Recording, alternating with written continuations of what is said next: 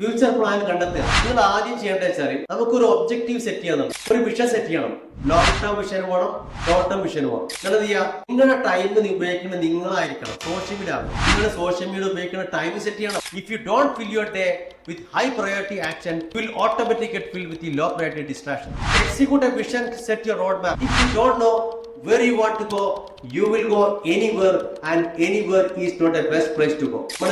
ഒരു ടൂർ തീരുമാനിച്ചു, ഊട്ടിയിലേക്ക് നിങ്ങളുടെ ഡെസ്റ്റിനേഷൻ ഉണ്ടായിട്ട് നമ്മൾ പോണത്. ആ ഡെസ്റ്റിനേഷൻ ഉണ്ടായിട്ട് നമ്മൾ പോകുമ്പോൾ നമുക്ക് അതിൽ ഒരു ഇതുണ്ട് ഇല്ലേ?